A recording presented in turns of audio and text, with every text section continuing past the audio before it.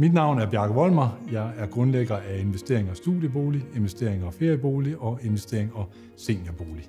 Jamen, det startede jo tilbage i 2014, hvor jeg kunne se, at jeg har 3 børn, som skulle til at studere, og jeg begyndte at overveje, hvordan jeg kunne hjælpe dem med et godt sted at bo til en rimelig pris. Og jeg overvejede forældrekøb, men det kunne jeg se, at det var reelt ikke nogen mulighed. Så jeg udviklede konceptet Investering og Studiebolig, som handler om at hjælpe de unge mennesker til et godt sted at bo til en lav pris.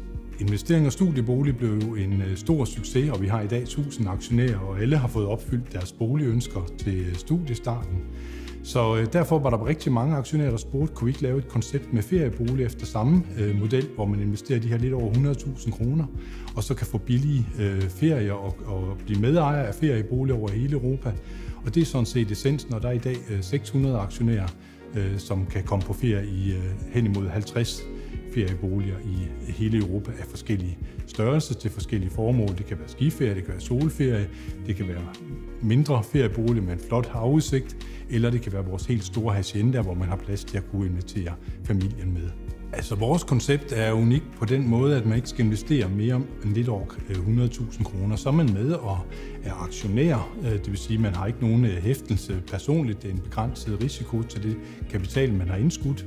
Og så får man jo adgang til de her boliger, og man skal ikke betale noget løbende, fordi man er bare aktionær, man betaler kun, når man lejer en studiebolig eller lejer en af de egne ferieboliger, og ellers så er der ikke noget andet, man får et afkast til sin investering. Den måde, man kommer i gang på, det er jo at læse vores prospekt, så man kan se, hvad det hele handler om. Og når man har gjort det, så sender man en tegningsblanket til os, til selskabet. Man skal ikke sende den til sin bank, man skal sende den til os. Og der har man så mulighed for at bruge enten sin almindelige opsparing, man kan også bruge sine pensionsmidler, hvis man har sådan nogle stående i en bank. Man kan ikke bruge almindelige pensionsmidler fra PFA og lignende, de skal stå i en bank. Og så kan man også anvende selskabsmidler, så virksomheder kan faktisk også købe en aktie og så få gavn af det i forhold til deres medarbejdere.